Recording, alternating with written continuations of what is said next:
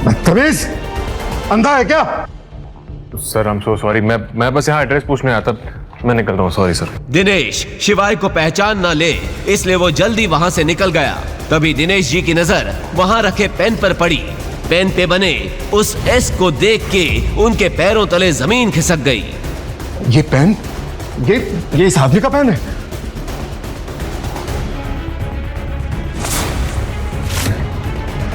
Mister शिवाय 3 साल से कहाँ थी? हमारी कंपनी खरीदने आए थे क्या? क्या कंपनी खरीदने?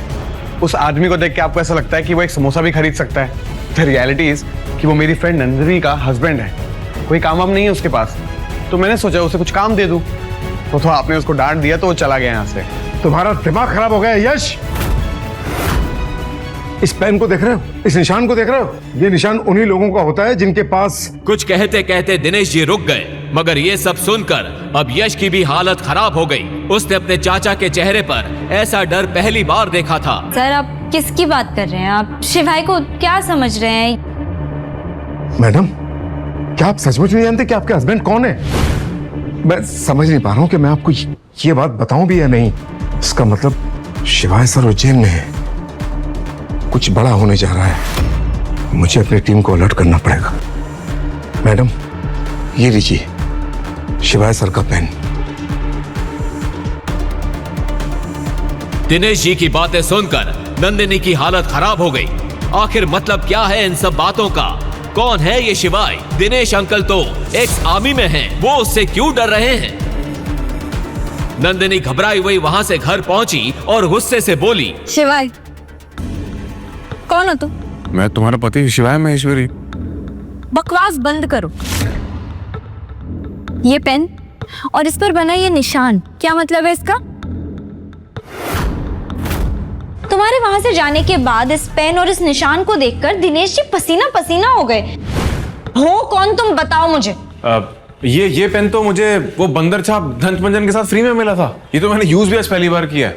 ऐसा भी तो हो सकता है कि दिनेश जी ने इस पेन पर बने निशान को कुछ और समझ लिया हो। वरना तुम ही बताओ नंदिनी, अगर ये पेन इतना जरूरी होता तो क्या मैं उसे वहां छोड़कर आता? क्या नंदिनी मान जाएगी शिवाय की ये बात? कैसे एक पेन को देखकर बड़े आदमी के छूट गए पसीने? क्या यही है वो पेन जो लाएगा शिवाय का राज सबके सामने? जानने के लिए डिस्क्रिप्शन में दी गई लिंक पर क्लिक करें और डाउनलोड करें पॉकेट FM ऐप। तभी नंदिनी को किसी का फोन आ गया और वो वहां से चली गई। अगली शाम नंदिनी की कॉलेज रीयूनियन पार्टी थी। Hi hi Nandini, you are looking so pretty. पर ऐसी भी क्या जल्दी थी कि तू ज्वेलरी पहनना भूल गई? ओप्स, सो सॉरी, मैं तो भूल ही गई थी। तेरा पति तुझे चप्पल तक दिला नहीं सकता तो नेकलेस तो दूर की बात है। खैर देखो, मेरे पति ने कल रात ही मुझे 3 करोड़ की नेकलेस गिफ्ट की है। सही लग रही है ना? पिछले कुछ दिनों से उसकी कंपनी बड़े लॉस में चल रही थी और वो किसी इन्वेस्टर की तलाश में थी। इस पार्टी में उसका अमीर क्लासमेट देव भी आया था, जो कॉलेज के दिनों में उस पर लाइन मारता था। उसने सोचा क्यों ना वो देव से ही कंपनी में इन्वेस्टमेंट करा लेगी। हाय देव। तभी उसका पति शिवाय बुके लेकर वहां आ गया। अंदर क्लब की भीड़ में शिवाय की आंखें नंदिनी को ढूंढ रही थी। जब उसने नंदिनी को एक कोने में वाइन पीते देखा, वो तुरंत दौड़कर उसके पास गया। नंदिनी उसे देखते ही नाराज हो गई। तुम यहाँ क्या कर रहे हो और ये क्या गंदे से कपड़े पहनकर आए हो? चप्पल पहनकर आ गए हो तुम? होटल वालों ने अंदर आने कैसे दिया है तुम्हें? नंदिनी, तुम अपना ये फोन भूल थी घर पर, मैं ये लौटाने आऊं तुम्हें।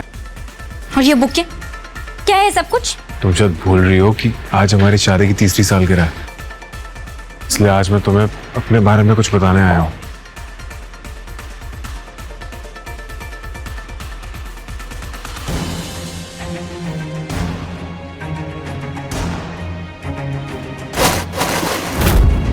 वहां खड़ा हर शख्स अब शिवाय, देव और नंदिनी को देख रहा था।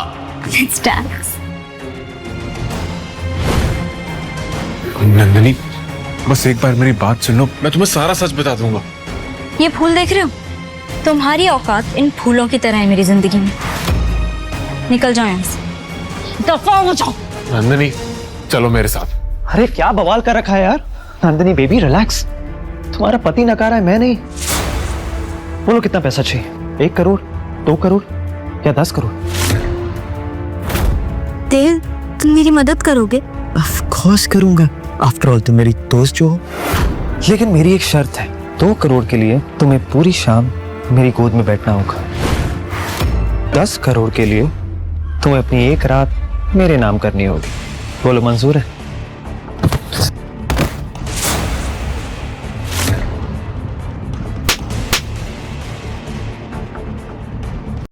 आदमी, ये क्या किया तुमने? तुम्हारा दिमाग खराब है क्या?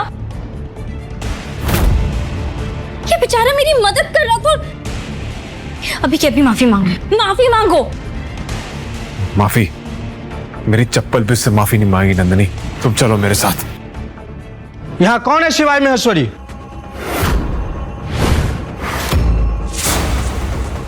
मैं हूं शिवाय महेश्वरी, और अगर मरना नहीं चाहते तो निकल जाओ यहां से अपने चंडू मंडू को लेकर।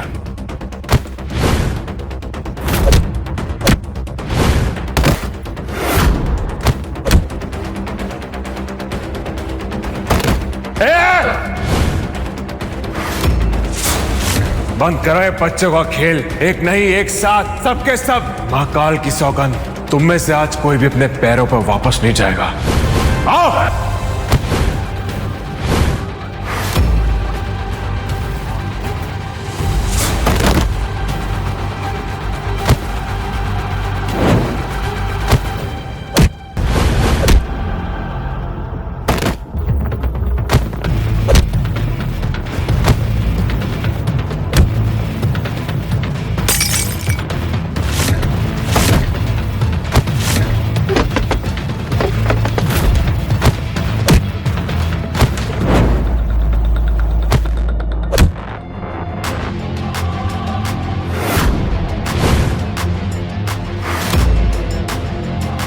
हेडशॉट, ये कैसी पलटन भेजी तूने? सबके सब माचिस के तिल्ली की तरह ढेर हो गए। ये तो मेरे सबसे खतरनाक आदमी थे, मैं खुद वहां था। क्या हेडशॉट? बाप रे बाप, वो तो अंडरवर्ल्ड का सबसे बड़ा गुंडा है। उसकी नजर जिस पे पड़ी समझो उसके दिन गए। तू थोड़ी देर और रुक जा, आ रहा है इन सब का पाप। थोड़ी ही देर में 10 जीपों का कॉन्वॉय पार्टी के बाहर आकर रुक गया। अंदर खड़े लोगों की सांसें थमी हुई थी। हेडशॉट क्लब के अंदर आया। देव ने आंखों से शिवाय की तरफ इशारा किया। हेडशॉट ने तुरंत अपनी गन निकाली और शिवाय पर तान दी। कैसी खिलौनी शर्त, तुम आप ये शादी क्यों करवाना चाहते हैं? मैं अपनी नस काट लूंगी अगर किसी ने भी मुझे उस शिवाय से शादी करने के लिए कहा तो। Nandini, please please please stop it. ये चाकू हटाओ। नहीं माँ, मेरी जिंदगी बर्बाद हो जाएगी। आपने देखा है उस शिवाय को, गरीब, अनपढ़, फटे पुराने कपड़े पहनता है। वो न जाने किस बस्ती में ले जाएगा मुझे। सब जानने के बाद भी आप लोग चाहते हो कि मैं उससे शादी करूं? पापा जी, क्यों कर रहे हैं आप ये सब? क्यों अपनी पोती की जान लेना चाहते हैं आप? अगर आज के आज आपने ये रिश्ते को नहीं तोड़ा तो मैं आप पे केस कर दूंगी। चलो ठीक है, तो फिर एक केस मैं भी कर दूं तुम पे। नंदिनी की पापा की मौत से पहले क्या सच सामने आया था याद है ना? अगर चाहती हो कि वो सच दोबारा सामने ना आए तो इस रिश्ते के लिए खुद भी मान जाओ, मेरी बेटी को भी शादी के लिए मनवा लो। बुढ़ा पागल हो गया है, 101 लड़कों के रिश्ते ठुकरा चुका है। लगता है ये बुढ़ा ना अपनी पोती की शादी होने ही नहीं देगा। अरे 100 क्या 500 लड़कों के रिश्ते ठुकरा सकता है ये। और ये बुढ़ा कोई आम बुढ़ा नहीं है, देश का सबसे रईस बुढ़ा है ये। बजाज इंडस्ट्रीज का मालिक है मुकेश बजाज। और ये जब किसी भी शख्स से अपनी पोती की शादी करवाएगा ना तो पूरी दुनिया देखते रह जाएगी। मैडम जी, इस बार ऐसे रिश्ते लेकर आए नंदिनी बिटिया के लिए कि आपको पसंद आएगा ही। जिस तरह से मुकेश बजाज ने अपनी पोती के लिए बड़े से बड़े नाम को ठुकराया था, वो देखकर सब लोग बेसब्री से इंतजार कर रहे थे, ये जानने के लिए कि आखिर वो चाहते क्या थे। पापा जी, ये देखिए,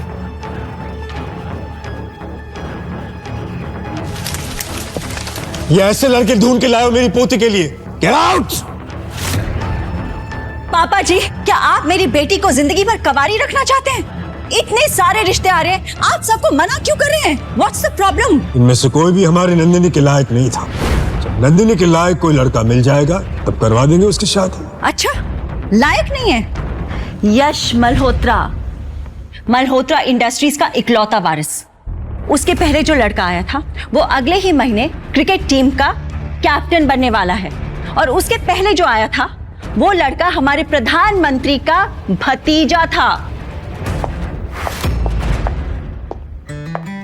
हाय दादाजी। हाँ बेटे। डन। तो क्या हुआ? नंदिनी मुकेश बजाज की इकलौती पोती है। उसके लिए मैं ऐसा लड़का ढूंढूंगा जिसे देखकर दुनिया देखती रह जाएगी। पता नहीं कौन से राज्य का राजकुमार ढूंढ रहे हैं आप मेरी बेटी के लिए। तुझ में अक्ल है या नहीं है? नहीं मालिक। 1000 रुपए का जूता खराब कर दिया। सफेद जूते पे कोई काला पॉलिश करता है? माफ कर दीजिए मालिक, गलती तो इंसान से होती है ना। गलती कर रहा है, ऊपर से जबान भी लड़ा रहा है। रहने दीजिए मालिक, बच्चा है बेचारा, गलती हो गई, माफ कर दीजिए। अब तू मुझे सिखाएगा किससे किस तरह बात करनी है? औकात में रह के बात कर मुझसे। तू भी इस दुकान में जूते पॉलिश का ही काम कर रहा है, और तुझे इस पर बहुत दया आ रही है ना? ये ले, अब ये जूता तू साफ करेगा। चल साफ कर। और तू मेरा मुंह क्या देख रहा है? अंदर जा।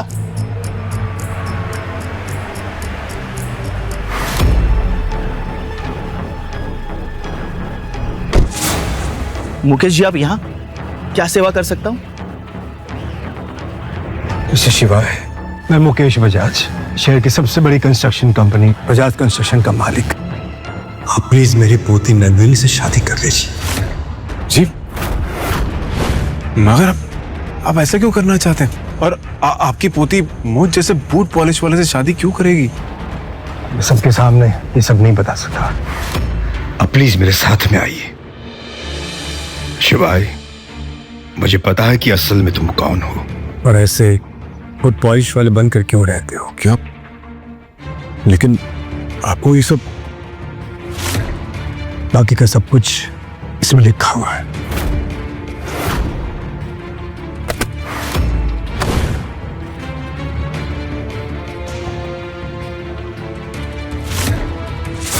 लेकिन शादी के बाद तलाक की ऐसी घिनौनी शर्त, तो आप ये शादी क्यों करवाना चाहते हैं? और आपको मेरे बारे में सब कैसे पता? शादी के बाद तुम्हें सब पता चल जाएगा। शिवाय को अपना राज छुपाने के लिए इस शादी के लिए हाँ बोलना ही पड़ा। मुकेश बजाज ने जब नंदिनी की मां रेखा को इस शादी की बात बताई तो बजाज मेंशन में हंगामा हो गया। करोड़ों के मालिक हैं हम, और आप अपनी पोती का रिश्ता एक बूट पॉलिश वाले से करके आ गए। मैं जो कुछ कर रहा हूँ सोच समझ के कर रहा हूँ। नंदिनी की शादी उस बूट पॉलिश करने वाले शिवाय के साथ ही होकर रहेगी। ये शादी बहुत ही जरूरी है। इस शादी के बाद नंदिनी की जिंदगी रातों रात बदल जाएगी। बदलेगी नहीं, बिगड़ जाएगी, बर्बाद हो जाएगी वो। आपको क्यों समझ में नहीं आ रहा पापा जी? ठीक है, अगर आप कुछ नहीं करेंगे तो मैं मम्मी जी से बात करती हूँ। मम्मी जी, मम्मी जी, मम्मी जी, देखिए ना पापा क्या बोल रहे हैं, प्लीज समझाइए इन्हें। इन दोनों की शादी होनी जरूरी है। मैंने खुद अपने खास पंडित से इनकी कुंडलियां मिलवाई हैं। उस लड़के का नंदिनी की जिंदगी में आना कोई इत्तेफाक नहीं है। ये रिश्ता खुद ऊपर वाले ने तय किया है। मम्मी जी, ये आप क्या कह रही हैं? कुंडली में जो कुछ भी लिखा रहेगा क्या हम उसे मान लें? ठीक है, अगर आप भी मेरा साथ नहीं देंगी तो कोई बात नहीं, मैं अकेले ही अपनी बेटी को इस शादी से बचा के रहूंगी। मैं अपनी नस काट लूंगी अगर किसी ने भी मुझे उस शिवाय से शादी करने के लिए कहा तो। Nandini, please please please stop it. ऐसा मत कर। Stop it, stop it, please कुछ मत करना। ये चाकू हटाओ। नहीं माँ, मेरी जिंदगी बर्बाद हो जाएगी। आपने देखा है उस शिवाय को, गरीब, अनपढ़, फटे पुराने कपड़े पहनता है वो, ना जाने किस बस्ती में ले जाएगा मुझे। सब जानने के बाद भी आप लोग चाहते हो कि मैं उससे शादी करूं? नहीं नहीं नंदिनी, तुम्हें कहीं नहीं जाना पड़ेगा। शादी के बाद शिवाय यहीं पर रहेगा हमारे साथ में। तुम्हें अपने ऐशो आराम छोड़ने की कोई जरूरत नहीं है। नहीं, मैं फिर भी उससे शादी नहीं करूंगी। और अगर दादाजी ने मेरे साथ जबरदस्ती की तो मैं अपनी जान ले लूंगी। स्टॉप इट, एक मिनट, मैं समझाती हूँ। पापा जी, क्यों कर रहे हैं आप ये सब? क्यों अपनी पोती की जान लेना चाहते हैं आप? अगर आज के आज आपने ये रिश्ते को नहीं तोड़ा तो मैं आप पे केस कर दूंगी। चलो ठीक है, तो फिर एक केस मैं भी कर दूं तुम पे। नंदिनी की पापा की मौत से पहले क्या सच सामने आया था याद है ना? अगर चाहती हो कि वो सच दोबारा सामने ना आए तो इस रिश्ते के लिए खुद भी मान जाओ, अभी बेटी को भी शादी के लिए मनवा लो। मुकेश बजाज की इस एक चेतावनी ने रेखा का मुंह ऐसा बंद किया कि वो नंदिनी को अपने साथ लिए वहां से चली गई। ये सब क्या चल रहा है? वक्त आने पर रेखा को सब कुछ बता दूंगा, पहले शादी तो हो जाए। अब इस शादी को कोई नहीं रोक सकता था। शादी का सच बिना जाने रेखा और नंदिनी को हाँ करनी ही पड़ी। शादी का दिन नजदीक आ रहा था, पर अब तक नंदिनी शिवाय से एक भी बार नहीं मिली थी। ये बात शिवाय को अंदर से खाए जा रही थी।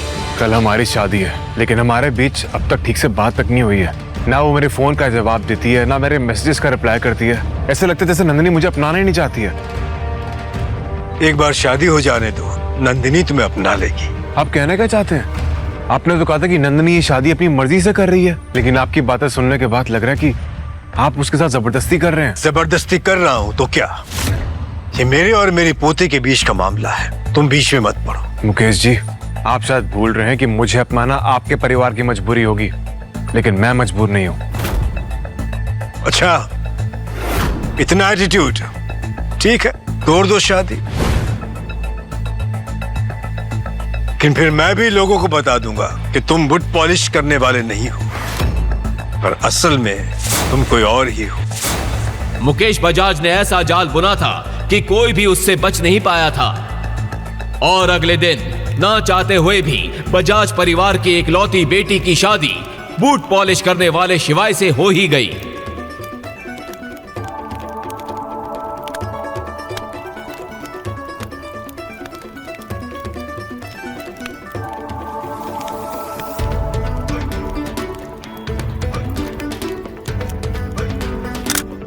अब तो बता दीजिए, आप क्यों चाहते रहे हम दोनों को इस रिश्ते में बांधना? बताइए कि मेरी जिंदगी बर्बाद करके क्या हासिल हुआ है आपको?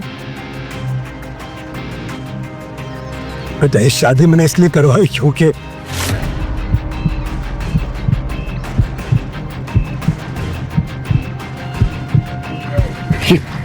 दादाजी क्या हो रहा है? दादाजी क्या हो रहा है? शिवाय, शिवाय कुछ करो नहीं, कि क्या हो रहा है? उठिए दादाजी, प्लीज उठिए। नंदिनी, तुम्हारे दादाजी नहीं रहे। मगर दादाजी के मरने के अगले ही दिन से शिवाय के बुरे दिन शुरू हो गए। नंदिनी और उसकी माँ आए दिन उसकी बेइज्जती करते। कभी शिवाय से बर्तन धुलवाए जाते, कभी घर का पोछा लगवाया जाता। एक दिन नंदिनी की कॉलेज की पुरानी दोस्त रिया घर आई। तुमने क्या नया नौकर रख लिया है घर के लिए? मैं नौकर नहीं, नंदिनी का पति हूँ। क्या? नंदिनी का पति? तूने क्या छुप के घर के नौकर से ही शादी कर ली नंदिनी? हाँ हाँ हाँ, वेरी फनी। मेरी किस्मत पर हंसना बंद कर दो। तो इस फटीचर को तलाक क्यों नहीं दे देती? दादाजी ने शर्त ही ऐसी रखी है कि मैं इसे तलाक नहीं दे सकती। छोड़ इसे। जब से पनौती आया है, ना तो दादाजी रहे और कंपनी की हालत इतनी खराब हो गई है कि क्या बताऊं। तुझे पता है, मुझे बहुत अर्जेंटली 5 करोड़ की जरूरत है। अरे तो तू यश से क्यों नहीं बात करती? वो अपना कॉलेज फ्रेंड, वो तो अभी इंडस ग्रुप का मालिक भी है। और तुझे तो याद ही है कि वो कॉलेज टाइम पे तुझ पर राइट। यश ने पहले भी नंदिनी को छोटी मोटी चीजों में मदद की थी।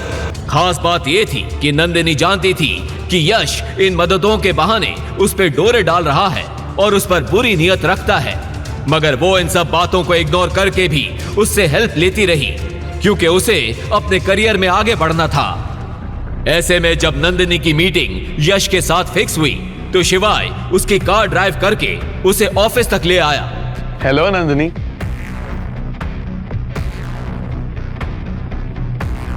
इतनी देर कैसे लग गई तुम्हें? सब ठीक तो है? All okay? यहाँ all okay. I am so sorry, मैं ट्रैफिक में फंस गई थी। कोई बात नहीं, इट्स ओके। कम। वैसे ये कौन है तुम्हारा ड्राइवर? मैं नंदिनी का पति शिवाय। हो पति, husband. Hi, I am sorry शिवाय, एक्चुअली मुझे पता नहीं था। वैसे तुम करते क्या हो? क्या बिजनेस है तुम्हारा? वो दरअसल मेरे पास काम नहीं है। मैं दरअसल ज़रा पढ़ा लिखा नहीं हूँ तो। ये गरीब फटीचर को नंदिनी जैसी लड़की मिल गई, वाह। खैर मेरे लिए तो अच्छा ही है। अब इसे जाल में फंसाने के लिए बस थोड़े से पैसे फेंकने की जरूरत है। अरे कोई बात नहीं, मैं नंदिनी के लिए इतना तो कर ही सकता हूँ। वैसे हमारी कंपनी में एक जगह खाली है, बताओ करोगे काम? डोंट वरी, तुम नंदिनी के हस्बैंड हो, मैं तुम्हें अच्छा काम ही दूंगा। Oh shit, I am so sorry Nandini, मेरी एक अर्जेंट मीटिंग है, मुझे जाना होगा। मैं तुमसे कल मिलता हूँ। बाय।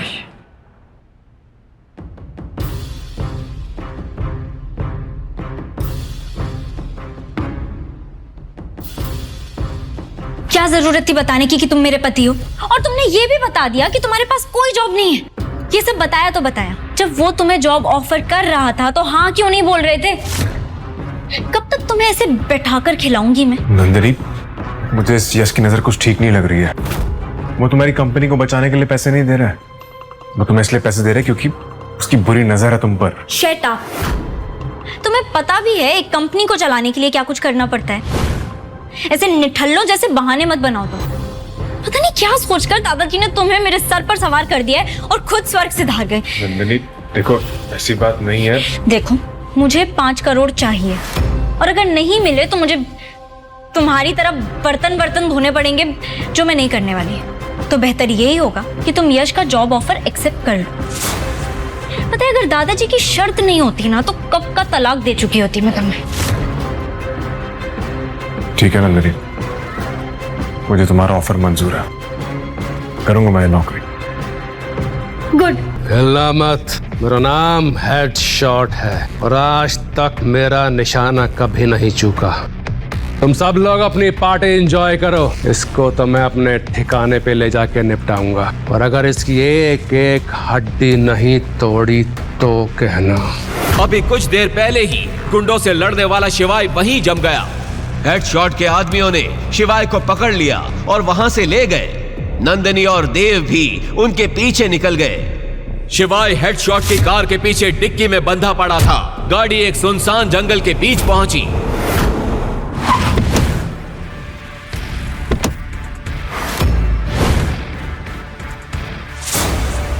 जैसे ही उन्होंने डिक्की खोली, सबके चेहरे का रंग उड़ गया। शिवाय वहां से गायब था।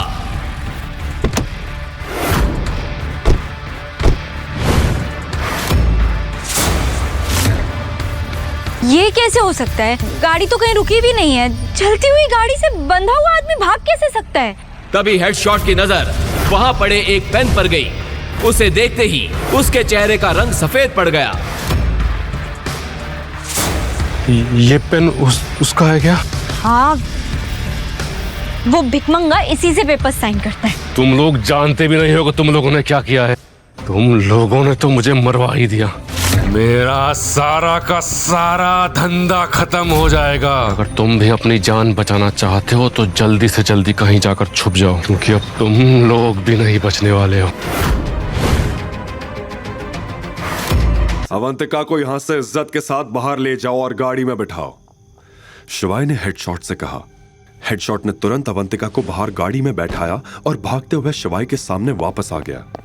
खेल में अचानक पासा कैसे पलट गया था, अवंतिका को जरा भी समझ नहीं आ रहा था। वो बस खुश थी कि आज महाकाल ने एक फरिश्ते को भेजकर उसकी इज्जत और जान दोनों बचा ली थी। आप तो वही है, हेडशॉट ने शिवाय से कहा। उसकी आंखों में उसका डर साफ नजर आ रहा था, लेकिन वहां मौजूद विकी को हेडशॉट के इस डर का कारण समझ नहीं आ रहा था। इससे पहले कि वो किसी से कुछ पूछ पाता, हेडशॉट ने शिवाय के सामने हाथ जोड़ते हुए कहा, मुझे माफ कर दो मेजर, मुझसे गलती हो गई। आप मुझे सजा दो, आप मुझे जो सजा दोगे मुझे मंजूर है। उसकी ऐसी हालत देखकर शिवाय आराम से सोफा पर बैठा लाइटर से खेलते हुए मुस्कुरा रहा था। ये वही लाइटर था जो हेडशॉट ने 5 साल पहले उस लड़ाई के बाद देखा था, जिसमें मेजर ने अंडरवर्ल्ड किंग को हराया था। उस लाइटर पर मेजर गुदा हुआ था। कुछ सेकंड्स के बाद शिवाय ने लाइटर को टेबल पर रख दिया और हेडशॉट की तरफ देखते हुए विकी को सुनाने के लिए बोला, यहां पर अभी कुछ लोग कुछ कह रहे थे। क्या कह रहे थे? कि मुझे मेरे पैरों में गिरना होगा, मेरे बाप को भी मेरे पैरों में गिरना होगा, माफी मांगनी होगी, वगैरह वगैरह। शिवाय के मुंह से यह बात सुनते ही हेडशॉट का दिमाग और खराब हो गया। उसने गिड़गिड़ाते हुए बोला, इसका दिमाग खराब हो गया था मेजर, कुछ भी बकवास किए जा रहा था। और तुम शायद अवंतिका को मारने भी वाले थे। गलती हो गई मेजर। हेडशॉट ने अपने दोनों हाथ जोड़ दिए। विकी को अब तक समझ में आ गया था कि शिवाय कोई छोटी मोटी चीज नहीं था। अगर विकी वक्त रहते शिवाय से माफी नहीं मांगेगा तो शिवाय इसी वक्त उसकी जान ले सकता था। ऐसे में वो भी शिवाय के पैरों में आकर गिरा और बोला, मुझे माफ कर दो। वैसे तुम हो कौन और तुम्हें किसने बताया कि मैं यहां हूं? अवंतिका ने यह सवाल शिवाय से पूछा। अवंतिका के मन में यही चल रहा था कि कहीं शिवाय वही लड़का तो नहीं जिसने 12 साल पहले उससे प्रॉमिस किया था। इससे पहले कि शिवाय अवंतिका की इस बात का जवाब दे पाता, अवंतिका का फोन बज उठा। यह रेखा का फोन था। उसका नाम देखते ही अवंतिका का गुस्सा 7वें आसमान पर चढ़ चुका था। फिर भी अवंतिका ने फोन उठाया और उधर से रेखा ने कहा, बेटा, मैंने बस यही पूछने के लिए फोन किया था कि तू अभी विकी के साथ ही है ना? उसका यह सवाल सुनते ही अवंतिका भभक उठी और चिल्लाते हुए बोली, आप जैसी औरत मैंने अपनी जिंदगी में नहीं देखी। मैं आपकी बात मान के यहाँ आई और यहाँ आकर मुझे पता चला कि आपने मुझे उस हैवान को बेच दिया है। ये सुनते ही रेखा का भी पारा गर्म हो गया। वो समझ गई थी कि अवंतिका विकी के साथ नहीं थी। ऐसे में उसने कहा, तुम मेरे ऊपर चिल्ला रही है? तुझे तो मुझे शुक्रिया कहना चाहिए था, वरना तुझे विकी जितना अमीर आदमी क्या कभी मिल पाता? ये सब आपने मेरी जिंदगी बनाने के लिए नहीं, अपनी जिंदगी बनाने के लिए किया है। पैसे लिए आपने उससे मेरे बदले में। लेकिन तेरी प्यारी दादी को तो सब पता ही था ना, उन्होंने ही तुझे समझाया था वहां जाने के लिए। अब सभी लोग एक जैसे ही हो। ये कहते हुए अवंतिका का गला भर आया था। उसकी आंखों से आंसू टपकने लगे थे। शिवाय जो कि बगल में बैठा था वो सारी बातें सुन रहा था। उसे भी अवंतिका के लिए बुरा लग रहा था। उससे रहा नहीं गया और उसने अवंतिका के कंधे पर हाथ रखते हुए कहा, अवंतिका रिलैक्स, तुम अब सेफ हो, फिक्र मत करो। रेखा ने शिवाय की यह आवाज पहचान ली थी। उसने गुस्से में कहा, तू इसके साथ क्या कर रहा है? नंदिनी को डिवोर्स देने के बाद भी हमारा पीछा नहीं छोड़ेगा क्या? रेखा की यह बात सुन के अवंतिका शॉक्ड हो गई। उसने सपने में भी यह नहीं सोचा था कि शिवाय और कोई नहीं बल्कि नंदिनी का एक्स हस्बैंड था। लेकिन अब अवंतिका को रेखा की एक भी बात नहीं सुननी थी और अवंतिका ने कॉल काट दिया। पर अभी भी अवंतिका के आंसू नहीं रुके थे। उसके दिल में बहुत कुछ था जो वो बाहर निकालना चाहती थी। जब उससे रहा नहीं गया तो उसने रोते हुए कहा, मेरी जिंदगी खराब है। पहले तो मुझे उस लड़के ने धोखा दिया जिसके इंतजार में मैं पागलों की तरह बजाज फैमिली की हर बात मानती रही, इस उम्मीद में कि एक दिन वो लड़का आएगा। लेकिन मैं ही पागल थी जो उसकी बातों में आ गई। और अब ये दादी। अवंतिका को ये कहते सुनकर शिवाय का दिल उसके लिए टूट रहा था। उसने अवंतिका की तरफ देखते हुए कहा, महाकाल जो भी करते हैं अच्छे के लिए ही करते हैं, वो तुम्हारा बुरा कभी नहीं करेंगे। शिवाय ने समझाया और अवंतिका को अपने आंसू पोंछने के लिए रुमाल दे दिया। उसने शिवाय से रुमाल लिया और अपने आंसू पोंछने लगी। अब अवंतिका भी थोड़ी शांत थी। उसने पहले एक नजर शिवाय को देखा और फिर एक गहरी सांस लेते हुए बोली, आई एम सॉरी, मैंने तुम्हें ठीक से थैंक यू तक नहीं बोला। आज तुम टाइम पर नहीं आते तो मेरी जिंदगी बर्बाद हो जाती। अच्छा, लेकिन मुझे तो लग रहा था कि मुझे आने में काफी देर हो गई। बीते 3 सालों को याद करके शिवाय ने धीमी आवाज में कहा। अवंतिका शिवाय की बात सुन नहीं पाई। उल्टा उसने शिवाय से पूछा, तुम वही हो ना जिसकी बातें ऑलमोस्ट पूरे शहर में होती है? निकम्मा हस्बैंड, राइट? सॉरी, एक्चुअली लोग तुम्हारे बारे में यही कहते हैं, लेकिन मुझे तो तुम कहीं से भी निकम्मे नहीं लगे। बल्कि तुम जैसा हस्बैंड किसी लड़की को मिल जाए तो उसकी जिंदगी जन्नत हो जाए। यह सुनकर शिवाय शर्मा गया और उसने एक नजर अवंतिका पर डाली। फिर बात का रुख मोड़ते हुए अवंतिका ने वो सवाल पूछा जो वो जानने के लिए बेसब्र थी। और तुम्हें कैसे पता चला कि मुझे विकी के पास भेज दिया गया है? तुम्हारे किसी रिश्तेदार को बात करते हुए सुन लिया था। अब मैडम, अगर आपके सारे सवाल खत्म हो गए हो तो क्या मैं खुद सवाल पूछ सकता हूं? अवंतिका यह सुनकर शिवाय की तरफ देखने लगी। तुम ठीक हो ना अवंतिका? शिवाय की आवाज में हल्की चिंता थी। अवंतिका ने धीरे से हां में सिर हिला दिया। वैसे तुम रहती कहां? तुम्हें कभी बजाज मैंशन में देखा नहीं। हॉस्टल में? हॉस्टल में क्यों? और कोई ऑप्शन भी तो नहीं है, अवंतिका ने कहा। शिवाय ने उसे 1 सेकंड के लिए देखा और बोला, तुम्हारा मन नहीं होता उस जगह को छोड़कर किसी अच्छी जगह पर रहने का? मन तो मेरा काफी चीजों का होता है, लेकिन बजाज फैमिली ने मुझे मेरे मन की कभी करने ही नहीं दी। और तो और मुझे बचपन से अपना बर्थडे तक मनाने नहीं दिया गया। रेखा आंटी का कहना है कि मैं जब से पैदा हुई हूं उस दिन से उनके परिवार को ग्रहण लगे हुए हैं। मैं उनके परिवार के लिए श्राप हूं। शिवाय ने यह सुनकर एक पल के लिए अवंतिका को देखा और बोला, तुमने कभी अपना बर्थडे सेलिब्रेट नहीं किया? अवंतिका ने ना में सिर हिला दिया। उसकी आंखों में उसकी उदासी साफ नजर आ रही थी। यह देखकर शिवाय ने एक गहरी लंबी सांस ली और कहा,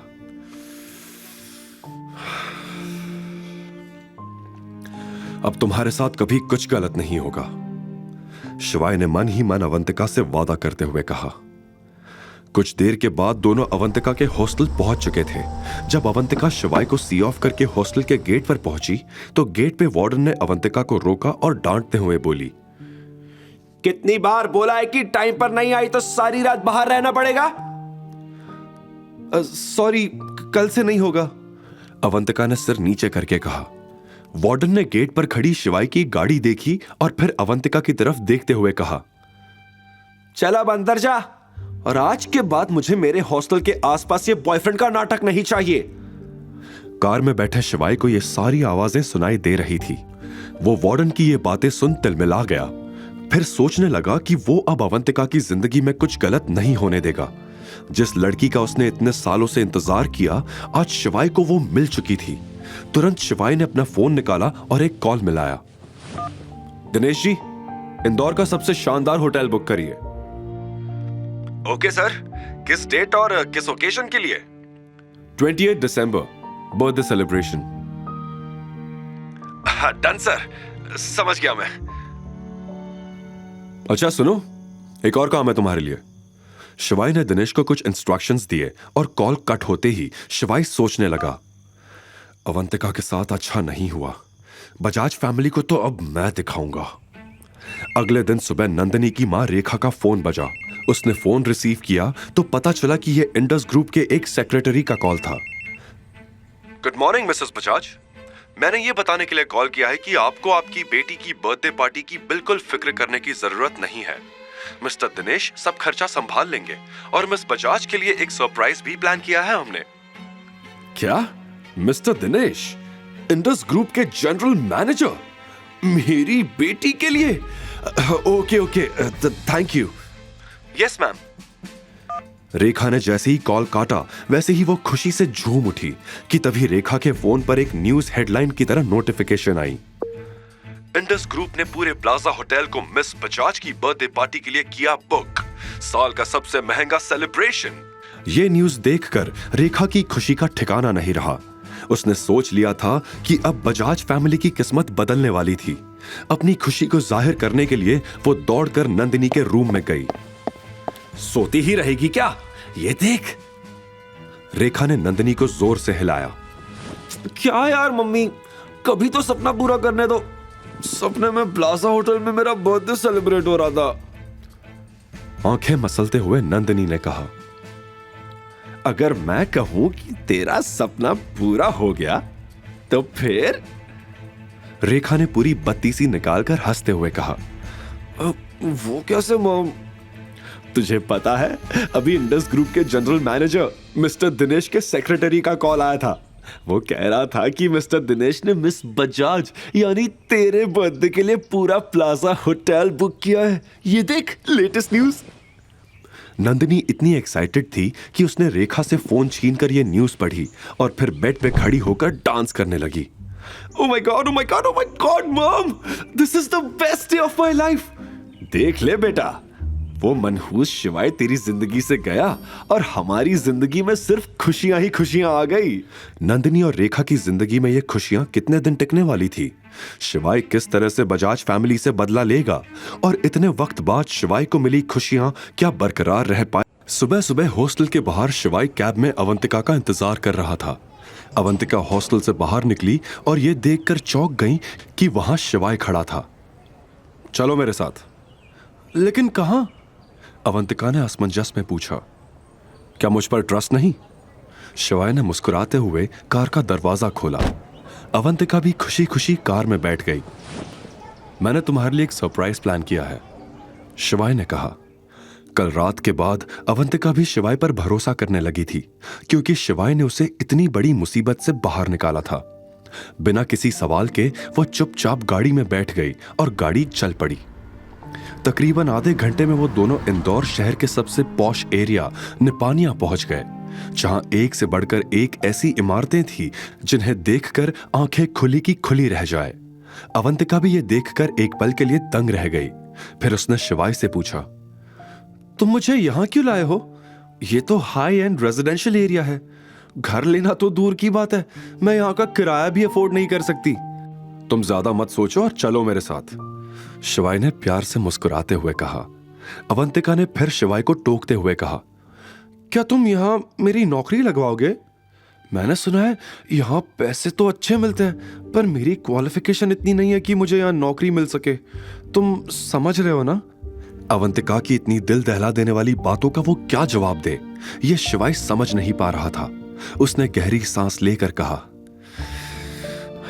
तुम एक बार अंदर तो चलो, फिर तुम्हें सब पता चल जाएगा।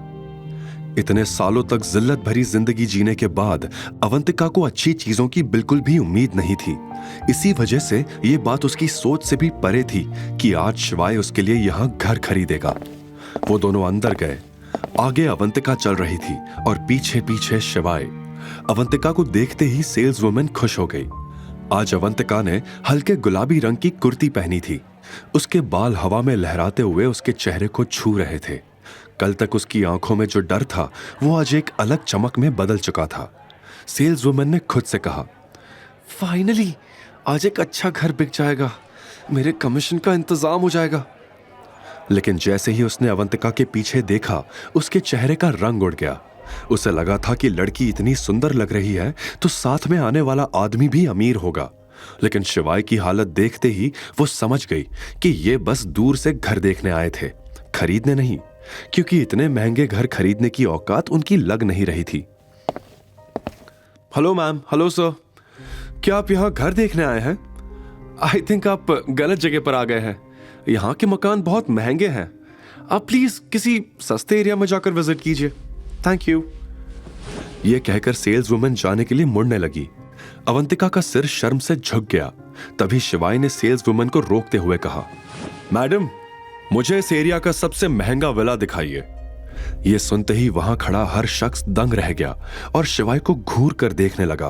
तभी सेल्स वुमेन बोली, सर, आपको पता होगा कि ये एरिया इंदौर का सबसे पॉपुलर एरिया है और यहाँ सबसे महंगा घर 3 करोड़ का है, जिसमें आपको 50% पहले ही जमा करना होगा।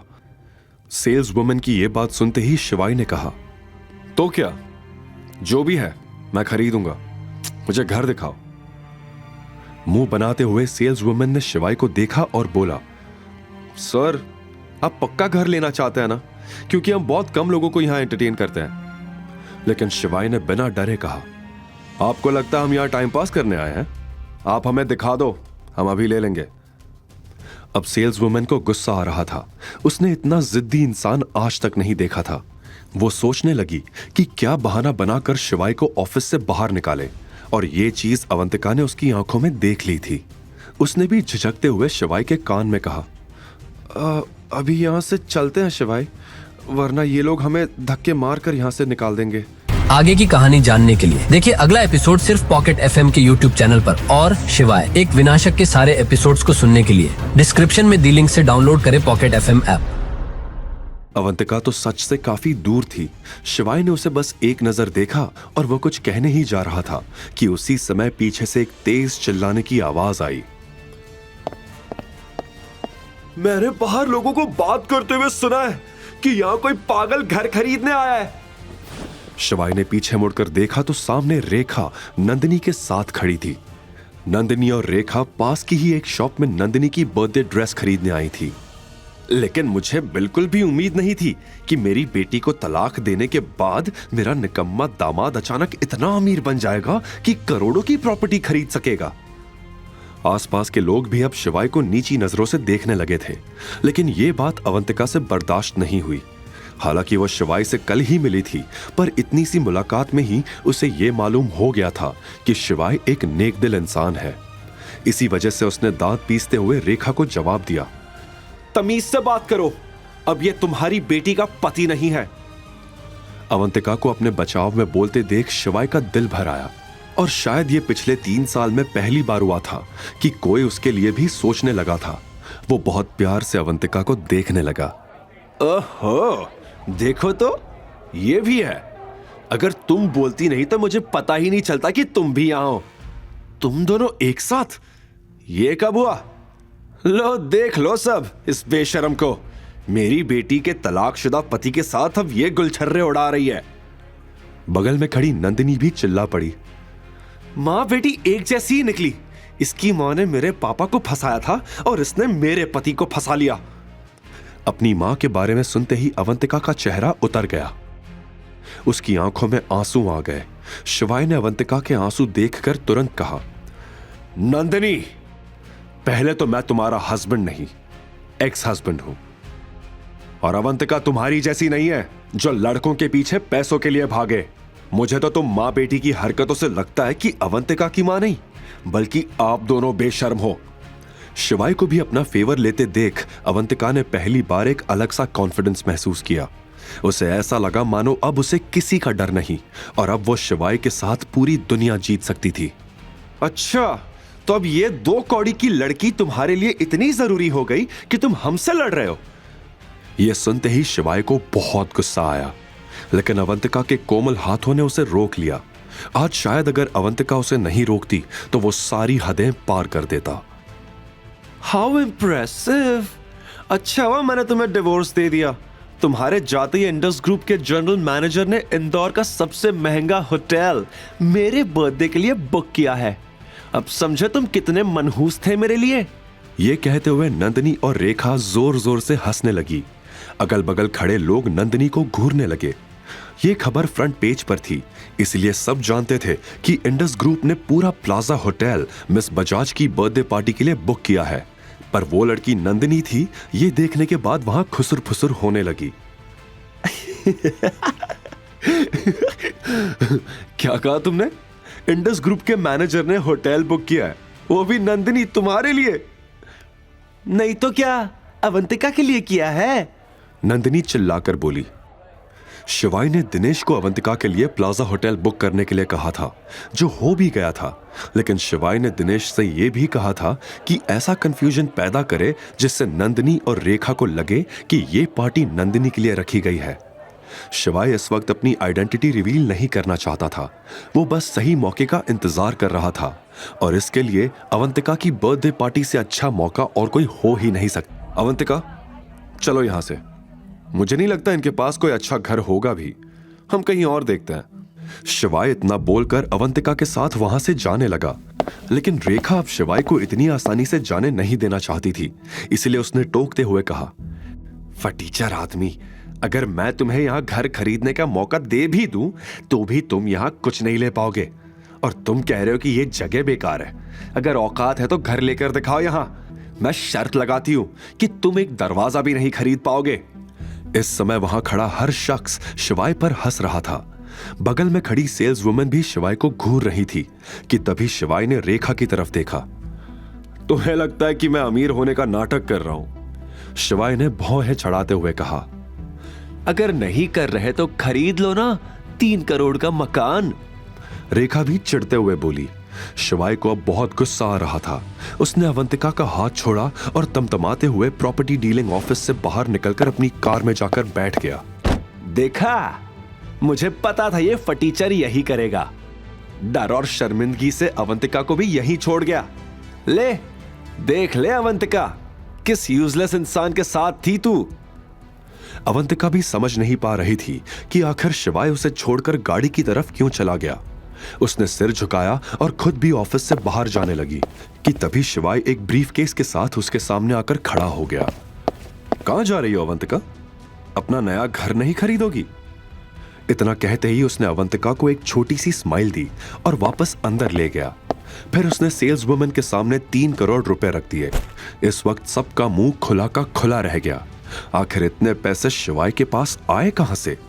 रेखा तो नोटों से भरा बैग देखकर वहीं चक्कर खाकर गिर पड़ी और नंदिनी रेखा की हालत देखकर घबरा गई, मगर रेखा बेहोश होने का दिखावा कर रही थी।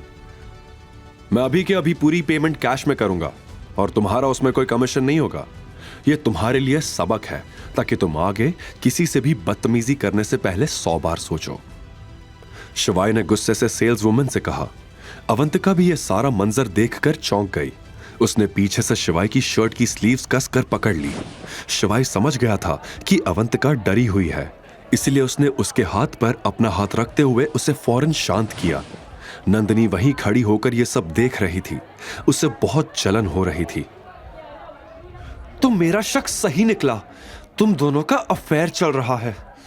ओ गॉड अवंतिका, मुझे लगता था कि तुम थोड़ी तमीजदार लड़की हो, पर मैं गलत थी। तुम्हें भी डोरे डालने के लिए मेरा ही पति मिला था।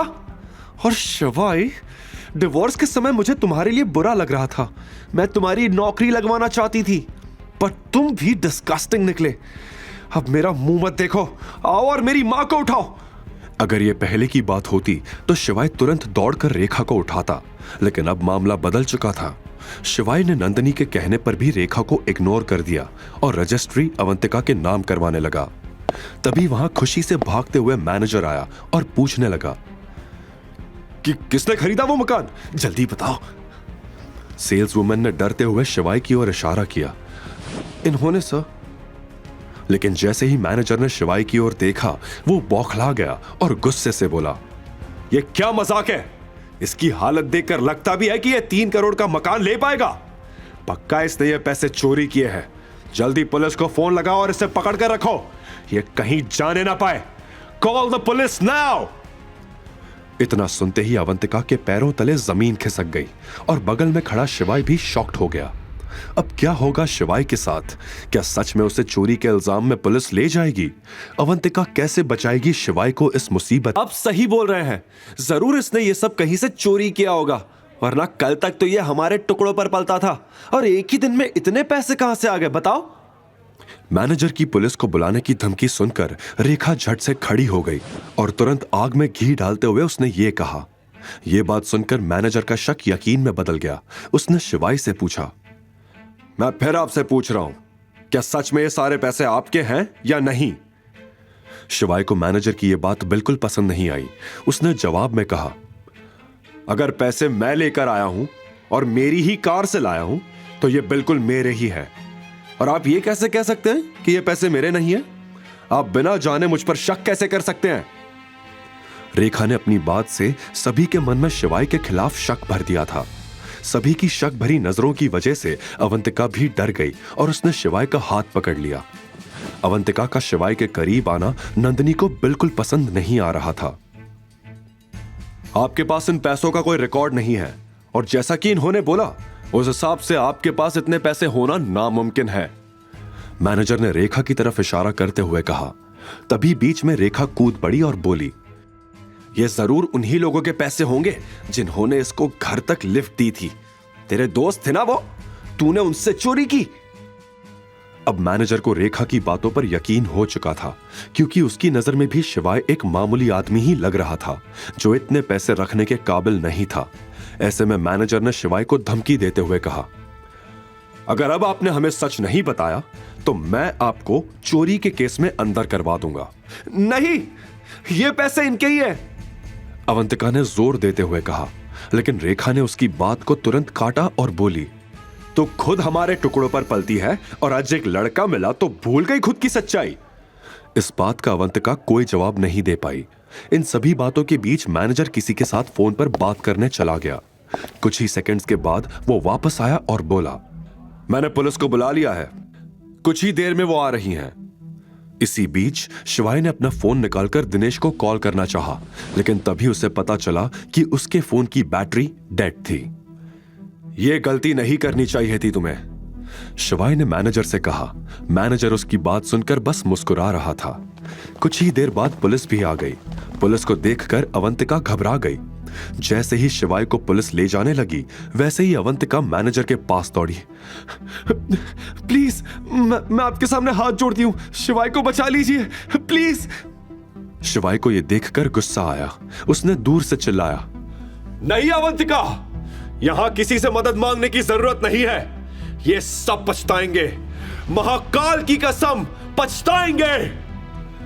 लेकिन अवंतिका को बिल्कुल अच्छा नहीं लग रहा था कि शिवाय को पुलिस बेवजह ही ले जा रही थी। शिवाय को जाता देख अवंतिका की आंखों से आंसू टपकने लगे। लेकिन तभी उसे यह महसूस हुआ कि वो तो शिवाय से सिर्फ एक दिन पहले ही तो मिली थी, तो उसे जाता देख वो रोने क्यों लगी थी? क्यों शिवाय को जाता देख उसका दिल दुख रहा था? यह नजारा देखकर रेखा और नंदिनी आपस में हंसने लगी और वहां से निकल गई। उधर पुलिस शिवाय को अपने साथ ले आई थी। इंटेरोगेशन रूम में शिवाय टेबल की एक तरफ चेयर पर बैठा था और दूसरी तरफ एक हाई रैंक ऑफिसर रवि बैठा था। उसकी उम्र 40 साल के करीब थी। उसके चेहरे से लीडरशिप क्वालिटी साफ झलक रही थी। ऑफिसर के पीछे 2 कांस्टेबल्स भी खड़े थे। अगर तू मुझे सब सच सच बता देगा तो हो सकता है मैं तुझे जाने दूं, लेकिन अगर मुझसे होशियारी करने की कोशिश की तो सालों के लिए अंदर डाल दूंगा। अब बता, कहां से पैसे चुराए तूने? मुझे पता है, किसी के पास से भी इतने अमाउंट में कैश देखकर कोई भी उसे चोर ही समझेगा, लेकिन मैं आपको सच बता रहा हूं, ये पैसे मेरे हैं। तुझे अपनी जान प्यारी नहीं है क्या? जेल में जाने का शौक है? मैं आपको सब सच ही बता रहा हूं। आपने इंडस ग्रुप का नाम तो सुना ही होगा। वही कंपनी ना जो दुनिया की सबसे बड़ी कंपनीज में से एक है? जी हां, मैं उसका चेयरमैन हूं। जैसे ही शिवाय ने यह बात कही, वैसे ही पहले तो दोनों कांस्टेबल्स हंसने लगे। शिवाय, जो कि सीरियसली अपनी बात बता रहा था, वो भी हैरान हो गया कांस्टेबल्स का चेहरा देखकर। तभी ऑफिसर ने हाथ से इशारा करके दोनों को चुप रहने के लिए कहा और शिवाय से बोला, तू होश में तो है? देख, अगर इस बारे में झूठ बोलेगा तो अभी अंदर कर दूंगा। शिवाय ने जवाब में कहा, अगर आपको मेरी बात पर यकीन नहीं होता तो इंडस ग्रुप में कॉल करके आप पूछ लीजिए। इतनी बड़ी कंपनी का नंबर हमारे पास कैसे हो सकता है? वैसे एक बात बता, क्या डिवोर्स का इतना बड़ा सदमा लगता है कि आदमी पागल ही हो जाता है? शिवाय की आवाज अब शांत हो चुकी थी। उसने इंस्पेक्टर रवि से शांति से कहा, अगर आप मुझे मेरा फोन चार्ज करके दे दें तो मैं कॉल करके किसी को बुला लूं। शिवाय की सीरियस टोन सुनकर रवि भी गंभीर हो गया। उसने कांस्टेबल को इशारा करते हुए कहा, जा इसका फोन लेकर आ, मैं भी तो देखूं कौन है ये। कांस्टेबल बाहर गया और उसने शिवाय का फोन चार्ज किया। जब वो लौटा तो उसके हाथ में शिवाय का फोन था। उसने बिना कुछ कहे फोन शिवाय की ओर बढ़ा दिया। शिवाय ने तुरंत फोन मिलाया और उसने कुछ सेकंड्स की बातचीत के बाद कॉल काट दिया। उसके चेहरे पर गंभीरता झलक रही थी। बिना किसी झिझक के उसने फोन टेबल पर रख दिया। तभी पुलिस स्टेशन में अवंतिका एक छोटा सा बैग लिए अंदर आई। वो एक पुलिस वाले के पास गई और बोली, सर प्लीज आप शिवाय को छोड़ दो। कौन शिवाय? शिवाय महेश्वरी, अभी कुछ देर पहले ही उन्हें यहां लाया गया है। अच्छा, वो अंदर रूम में पूछताछ चल रही है। फिर अवंतिका ने अपना छोटा सा बैग उस पुलिस वाले को दिया। ये क्या है? चौंकते हुए उस पुलिस वाले ने पूछा। उसने बैग खोलकर देखा तो पता चला कि उसमें कुछ पैसे थे। ठीक है, आप वहां बैठो, मैं बताता हूं, और इस बैग को अपने पास रखिए। पुलिस वाले ने बैग को वापस अवंतिका को देते हुए कहा। अवंतिका बैग लेकर दूर किसी बेंच पर जाकर बैठ गई। तभी उसकी नजर बाहर की तरफ गई, जहां 2 वकील डीआईजी के साथ दौड़े दौड़े इंटेरोगेशन रूम की तरफ भागते हुए गए। इंटेरोगेशन रूम का गेट खुला। शिवाय का चेहरा देखकर डीआईजी घबराया और आते ही रवि पर चिल्लाने लग गया। तुम्हें मालूम भी है ये कौन है? रवि डीआईजी को देखकर चौंक गया और खड़े होकर उसने सैल्यूट किया। दोनों कांस्टेबल्स ने भी रवि के साथ साथ डीआईजी को सैल्यूट किया। डीआईजी ने पूछा, किस चार्ज के अंदर तुमने इन्हें यहां पर बैठा रखा है? सर वो रवि डीआईजी को देखकर हक्का बक्का रह गया था। वो क्या लगा रखा है? ये इंडस ग्रुप के चेयरमैन है, इतनी बड़ी गलती कैसे कर सकते हो तुम? अब रवि बोलता भी तो क्या। इस बीच शिवाय ने कुछ नहीं कहा, लेकिन शिवाय के चेहरे से डीआईजी को यह एहसास जरूर हो चुका था कि वो खुश नहीं था। ऐसे में डीआईजी ने शिवाय से कहा, आप बाहर आराम से बैठिए, मैं इनसे बात कर लेता हूं। शिवाय ये बात सुनकर खड़ा हुआ और बाहर चला गया। डीआईजी ने वकील को इशारा किया। वकील ने रवि को कुछ पेपर्स दिए। एफआईआर लिखी? डीआईजी ने रवि से पूछा। सर वो मुझे पता था, दोबारा ऐसी गलती मत कर देना, वरना तुम्हारे साथ साथ मेरी भी नौकरी जाएगी, डीआईजी ने रवि को वार्न करते हुए कहा। जैसे ही शिवाय बाहर आया, वो चौंक गया ये देखकर कि अवंतिका वहां बैठी थी। अवंतिका के पास जाकर बैठने पर शिवाय ने देखा कि अवंतिका की आंखों में आंसू थे। फिर अवंतिका भी शिवाय को देखकर खुश हुई। तुम ठीक हो? मैं तो ठीक हूं, तुम ये बताओ कि तुम यहां कैसे? पहले तुमने मुझे बचाया, तो अब मेरी बारी। वैसे मुझे पता नहीं था कि मैं क्या करूं, तो मैं अपनी सेविंग्स के पैसे ले आई, अवंतिका ने बताया। यह सुनकर शिवाय की आंखें भर आई। आगे की कहानी जानने के लिए देखिए अगला एपिसोड सिर्फ पॉकेट एफएम के यूट्यूब चैनल पर। और शिवाय एक विनाशक के सारे एपिसोड्स को सुनने के लिए डिस्क्रिप्शन में दी लिंक से डाउनलोड करें पॉकेट एफएम ऐप।